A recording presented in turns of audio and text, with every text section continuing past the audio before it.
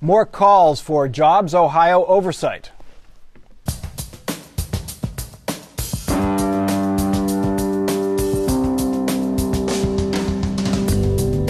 From the Battelle Studio at WOSU at COSI, this is Columbus on the Record. Joining Mike Thompson this week, Kathy Kandinsky, State House reporter for the Columbus Dispatch, Karen Kassler, State House bureau chief for Ohio Public Radio and TV, Michael Miller, attorney and former Franklin County prosecutor, and Sandy Tice, Democratic strategist. Calls for more oversight of Jobs Ohio are getting louder. As you know, Jobs Ohio is the quasi-private state development agency. Its money comes from the privatization of the state's liquor profits. Supporters of Jobs Ohio say it's a private entity, and Jobs Ohio as a private entity does not have to disclose all that much, and that makes it easier to cut deals with private companies looking to locate in Ohio. But word that 2/3 of the Jobs Ohio board have direct financial ties to companies getting State of Ohio grants has Democrats calling for more openness.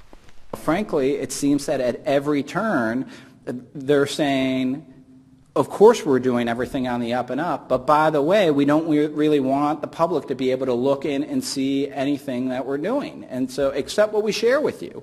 And so I think it absolutely can be done, but I also think that the greatest way to assure that there's not going to be some sort of conflict that ends up resulting in a bad outcome for the public is to do it in a transparent way.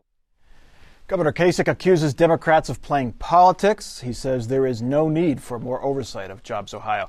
Karen Kassler, another Democrat, Ed Fitzgerald, candidate for governor, filed an ethics complaint, but the Ethics Commission can't deal with it. Yeah, the Ethics Commission said that they are not empowered to investigate here. And he's not the only one. John Carney, who you just saw there, a likely candidate for state auditor.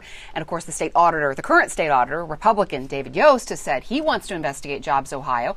State lawmakers then changed the law so that the state auditor cannot audit Jobs Ohio. Now, the governor has said, and we asked him about this on Monday when he was at a Jobs Ohio event, that Jobs Ohio is subject to public audits by an auditor who is selected by Jobs Ohio, not by the state auditor, and that Jobs Ohio, while it is exempt from state ethics laws, it is self-policing. Tom Charles, the former head of the Department of Public Safety, is going over there in an advisory role. And he says the proof is in the pudding, that all of these jobs have resulted in Ohio and that this is what's happening here and that more states will actually look to what Ohio is doing in creating this nimble agency and this nimble entity that can go around and do these kinds of things. So if the proof is in the pudding, how do we see the pudding? Well, that's the question, exactly. We don't get to see the pudding, and forever, for as long as I remember, once an audit was done, all the records that were collected during the audit are a public record. So you can not only look at the findings of the audit, but see if there was anything in the records that they collected that is meaningful. We can't even do that. If everything's so hunky-dory, why doesn't he want us to peek in the books? What I've said about the annual report that comes out is that there's no balance sheet here. There's no ins and outs. There's no money spent, and here's where it went. And that seems to be missing. The annual report is a very, very pretty document. It's got a lot of really nice pictures and that sort of thing, but it really is missing those key elements. Well, you know, when only one side of the equation is going to be shown, they're just going to always be on the defensive. Whether there's valid concerns or not, they're always going to be concerns that something's going on. And now with new revelations this week that 2/3 of the board has ties to companies that have gotten tax breaks or other benefits from the state, just raises the potential for some kind of conflict of interest. They're always going to be on the defensive under the way they've got it set up. So, Michael, how do Republicans defend this? I mean, the argument is we need to be nimble. We need to approach a company in a different state to see if they want to come here, and that company's not going to deal with us if it's going to be disclosed that they're considering moving here. How do the Republicans defend that? Well, I assume you defend it the way the governor's defended it. Some people just don't like the way he has defended it. Many people agree, as Sandy set forth, that this has to be totally open. They need to look at every nickel, dime, dollar. He doesn't feel that way. He feels they can move much more quickly if they're not under certain restraints or constraints with the state. The thing that Kathy pointed out, the incentives, I think they were for 2/3 of the people, but I think they're saying that almost all of those, if not all of them, were done before Jobs Ohio even existed. Right. And so, you know, but she is right. Whenever you have something like this, You're constantly going to be on the defensive. Whatever happens, happens. And the people filing it may be running for state auditor, maybe running for governor. That just comes with the territory, and I suspect it's going to go on forever. From a business standpoint, all this controversy, is that going to make businesses not want to do business with Jobs Ohio? Because, 2 years down the road, a state grant that's awarded to a private company, there might be some questions about it. It might get overturned in a court decision. Would it be better to sort of come up with some kind of controversy, have some openness, settle this down?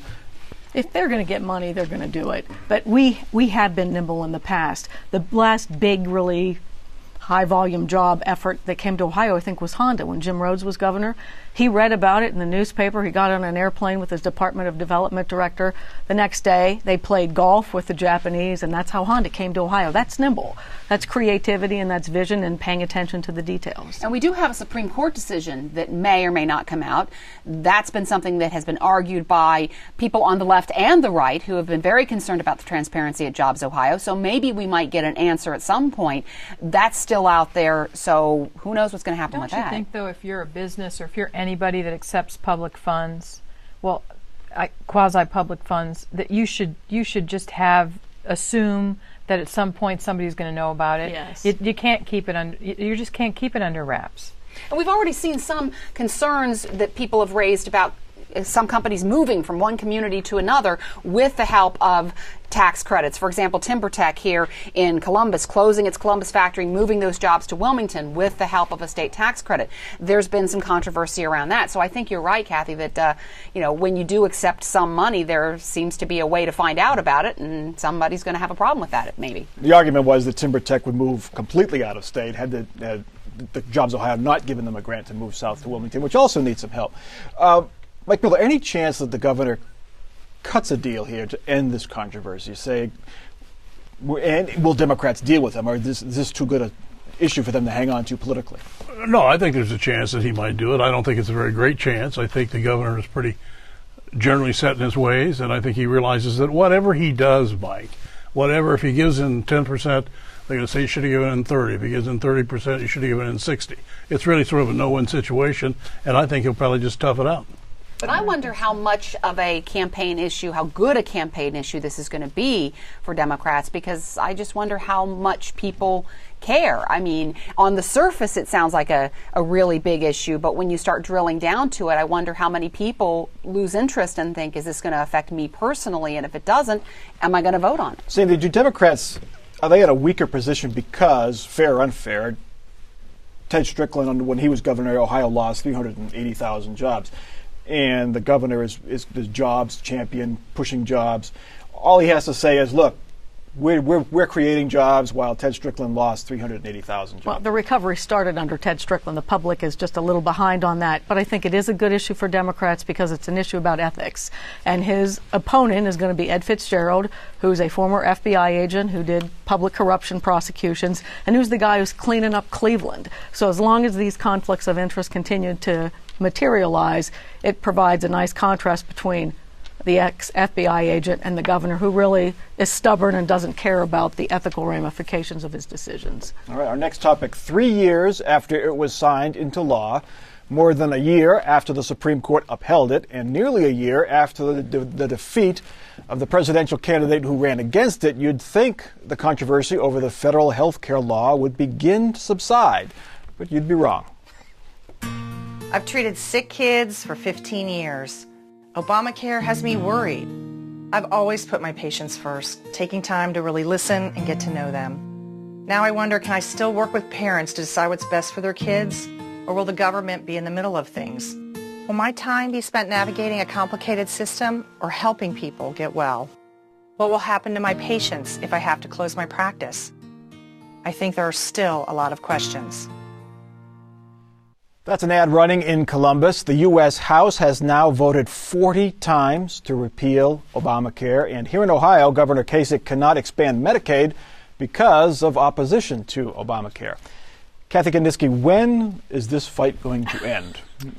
I don't think it's going to end because we're going to, of course, decide in the next month or two about whether Ohio is going to expand its Medicaid program.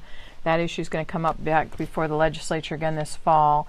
But in the broader picture, the sides are so polarized on this issue. And now, as it's getting close to implementation, we're going to have the online marketplaces up and running later this fall, and people are going to start seeing what these prices are and such. But before that, everybody's spinning the numbers. They're using the numbers to show it's really, really bad or showing that it's really, really good. And it's interesting that in states that tend to have governors and legislators that support the healthcare law, the costs are really lower. But in other states, the costs are really higher where the governor or the legislature, elected officials. Ohio, for instance, came out last week, Lieutenant Governor Mary Taylor, who's been very outspoken about her opposition to the law. And she said that the average cost of policies on the exchange is going to be 41% higher than what you can buy now. That's really scary for people. But she didn't include the subsidies that people get. No. 90% of Americans, this Congressional Budget Office says, she did will not qualify She for a said subsidy. she couldn't. And she told me she when I said asked her about that she couldn't. That they couldn't. Generally speaking, though, if you're young and healthy, you're going to pay more for health insurance. If you're older or sicker or poorer, you're probably going to pay less for the subsidies and things like that. Mike Miller, can you recall a law that has passed, that has been through the courts and upheld by voters, more or less, that the fight continues in your experience? I mean, why do Republicans continue to hang on to this? Well, Mike, I don't know. I guess it's the concept of how they think government should be run. I suppose you always have laws that are passed that are controversial. We've been involved in the arguments for and against the death penalty forever and ever and ever. And that's been on the books, off the books, on this state, that state changes. Roe versus Wade, another one. All that stuff, yeah, Roe v. Wade. But I think Kathy is right in what she says, that this is something that is going to go on forever. And I look myself in the middle of my age. I probably don't have to worry about it. I've got insurance anyway. But I'll be honest with you, when I look at it and trying to figure just in my own mind, is this good or is this bad or whatever, I don't have any idea. Because all I know is every Democrat, without exception, it's the greatest thing in the world. Every Republican, without exception, it's the worst thing in the world. I find that really hard to believe, that, but that seemed to be what comes out there. So I really don't know if it's good or bad. Well, there's valid points on both sides. The Republicans and others that oppose the law have real questions about the cost. That is a valid issue. I mean, the cost of expanding Medicaid to the extent they want to do, there's real costs associated with that, whether it's on the backs of state taxpayers or federal taxpayers, whoever. That's a valid concern. On the flip side, for the first time ever, people who have been shut out of insurance are maybe going to be able to afford to buy some and get health care for the first time in their lives. There's certainly lots of people like that. So this is an issue that you can spin in so many directions. So take your pick. If you want to be for it, I'll give you some arguments. You're looking at the Real Clear Politics average, the website that averages all the polls nationally. It's still 51% of Americans oppose the health care law. Why is that, Sandy? Well, I think that's the reason why Congress has voted against it for 42 times. I think it's a cost issue. If you are a woman or you are a woman with children, you benefit from it. You can get birth control for nothing. If you have a pre-existing condition or some catastrophic illness, you can get coverage for the first time. I just think people are looking at it from a very selfish point of view. If it's good for me, I'm for it. If it's not, I'm against it. There are folks who would say, when you say for nothing, they would say, no, it's not free. It's at no additional cost to you. Right. And that speaks to the whole concern about how much it's going to cost individuals as well as the people as a whole. Well, when you look at 51% oppose it, 40% support it, President Obama has gotten flack since this law was passed, even before it was passed, that he hasn't sold it. Is he still not selling it? I don't think he sold it as well as he could have sold it, and part of the problem was it was coming to fruition in the middle of an election year, and this became a big campaign issue. And if Congress really doesn't want to fix it, then we should take their publicly subsidized health care back, and then they're not allowed to have it until they fix the problems that they've identified. I mean, ideally, once it starts being implemented, especially this year with the mandate and the exchanges and such, they'll see where the cracks are and they'll work to make it better. I mean, that happens with laws all the time, but we have to get beyond the partisan rhetoric on the issue to get to that point. I don't think we know. Right. Good luck on getting there. All right. Ohio prison officials are reviewing policies and procedures after a man set to be executed committed suicide just 3 days before he was set to receive a lethal injection. Billy Slagle was convicted of fatally stabbing his neighbor 17 times with scissors in 1987 in Cleveland. The Cuyahoga County prosecutor wanted to spare Slagle's life in favor of a life sentence. It turns out that Slagle's attorneys were preparing a last-minute appeal, but Slagle didn't know about it before he killed himself. Michael Miller, what do you make of this case? Well, it's a very unique case. I've known the prosecutor in Cuyahoga County for quite a while. Not well, but quite a while, when he was an assistant before he was a judge, and now he's a prosecutor. And I like him a great deal. He's a terrific guy, even if he is a Democrat.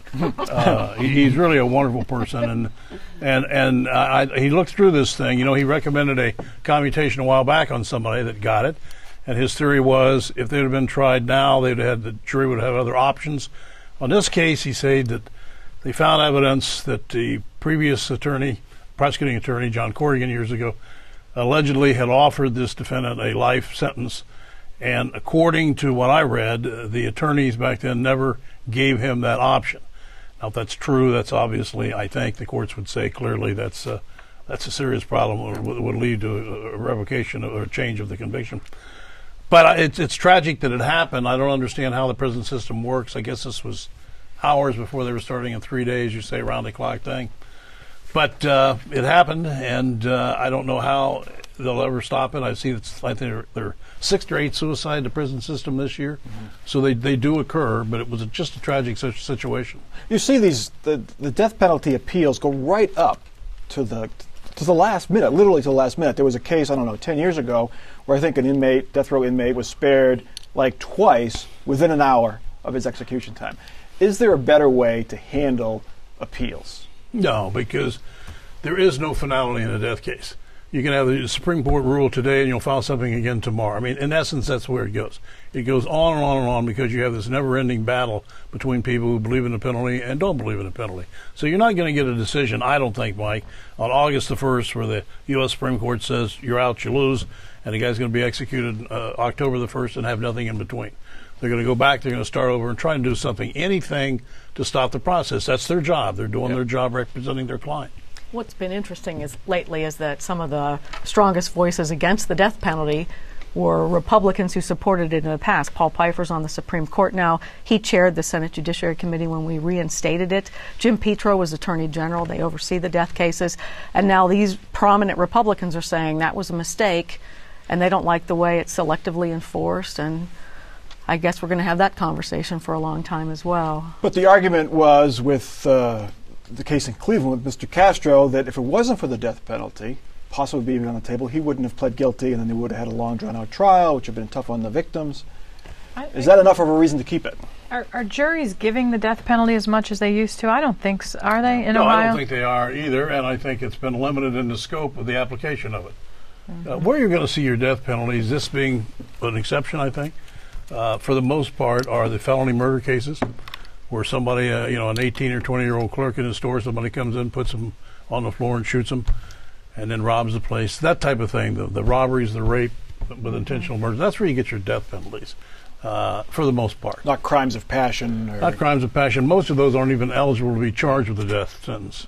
It was supposed to be for the worst of the worst. It was supposed to be for the very serious, very terrible people that you don't want, that you want to not only punish, but you don't want the chance that they could be re-released in society. That's right, Kara, but if you put names in the pile, this guy did this, and we all pick the worst of the worst, we're not going to agree.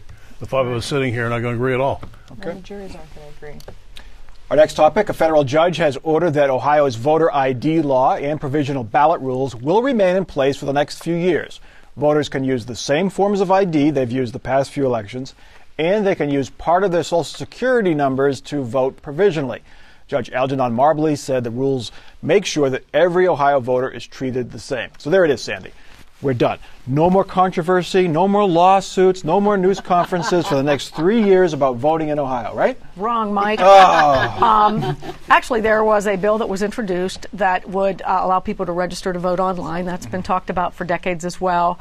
Some of the concerns I heard from people is that most of the people who don't have a computer are people who don't have a lot of money, and those people would be hurt because they tend to vote Democrat. One of the groups of voters that has access to computers at a very high rate is young voters, and they don't vote hardly at all.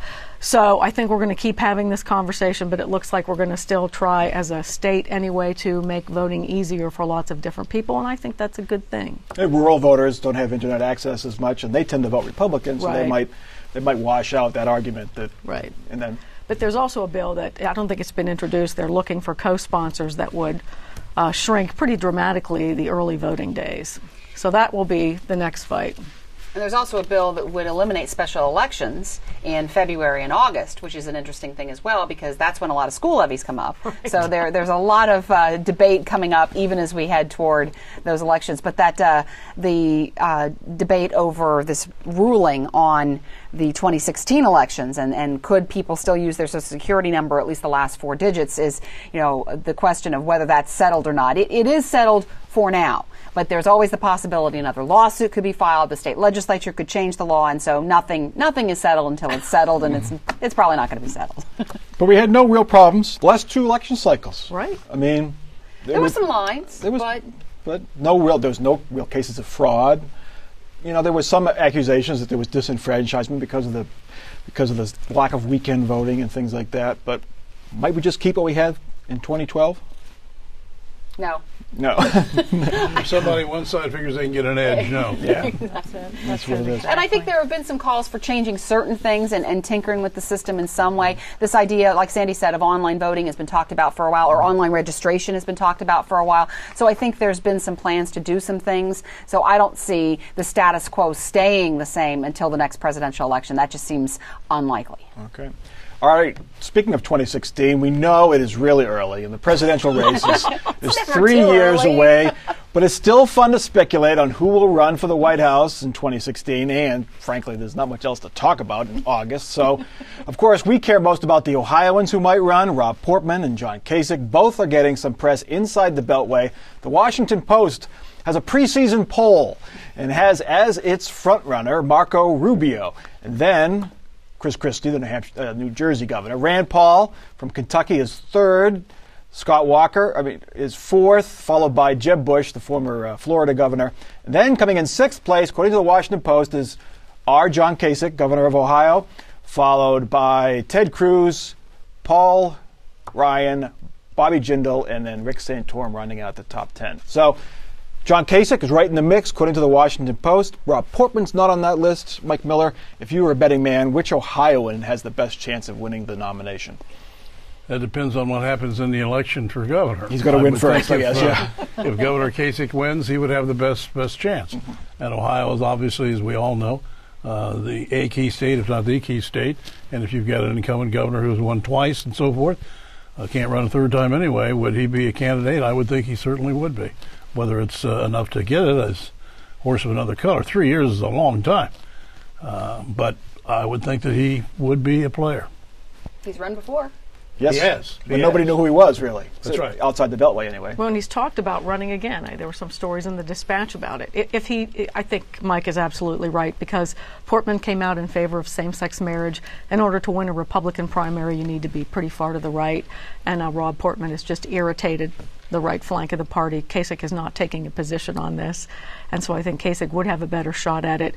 As a Democrat, I hope he runs and he picks Michelle Bachmann as his running mate. I don't think that'll happen. Might attitudes change in 3 years? Mike, you said it's a lifetime. Might attitudes change on gay marriage in 3 years? Oh, sure. Look how much it's changed in the last year, 2 years. Mm-hmm. Just absolutely dramatically. I don't know what the numbers are. Will it change enough in the stunning. Republican primary voter sphere? Well, I don't know. I suppose it could change some. I don't think it's going to change a great deal. I think the people that are solidly opposed to it probably are not going to move much. I think more likely is maybe seeing one of our Ohio officials as a VP, like we saw Portman on the short list this last election, that you might see Kasich, maybe Portman again. If I were Rob Portman, I would say, you know what? I don't want to be VP. And so say it now, because every year it gets right down to the end and he gets left at the altar. Always a bribe. But Kasich's been very cagey when you ask him about it, because he's been asked over and over and over if he's considering it, if he wants it, if he is thinking about it. Every way that the question can be phrased, it's been phrased, and he's been very cagey about. I don't think he's ever said outright no, but he's kind of leaned that direction. Yeah, well, that would really hurt his reelection bid if he would have said, "Oh yeah, sure, why not?" Anything now. But if Ohio's economy, if Ohio keeps going the direction we're going, things improve, he'll have a good story to tell. Yeah. All right, let's get to our off-the-record parting shots, and we'll start with Sandy Tice. I think we're going to see some more endorsements for the marriage equality ballot issue in Ohio, and I think some of the organizations that are going to get behind it will surprise people. Okay. Mike Miller. Just on a serious note for me anyway, we lost a wonderful judge yesterday in Peggy Bryant, who'd been on the Court of Appeals for many, many years, and I think 25 or something. She was not only a wonderful judge, but was a wonderful lady, and we will certainly miss her. Okay. Karen. Medicaid expansion is still out there. As Kathy said earlier today, there are some hearings that are going to be starting next week, and I talked to Governor Kasich about that this week with the help of Joe Hallett, and we asked him if maybe there's an executive order power in his arsenal, so to speak, and he said, well, you'll have to talk to my legal team about that. And I said, are you talking to your legal team about that? And he said, maybe. So I think there may be something coming up. Kathy. Yeah, I think that if we don't see the legislature act on Medicaid expansion by, say, the end of September, that the governor will move on his own, and he can do that. I think executive order is an option. I think just filing an amended state plan or a waiver with the federal government would also get us there, and I think he probably will do that if he has to. Congratulations to Columbus on the Record panelist Janetta King and her husband John. They have a new baby boy, Silas, born late last month. So congratulations to everyone in that family. Word is he's already rooting for the Bobcats of Ohio University. So that is Columbus on the Record for this week. Please check us out online. We are on Facebook. We're on Twitter. Continue the conversation there and at our website, wosu.org/COTR. For our crew and for our panel, I'm Mike Thompson. Have a good week.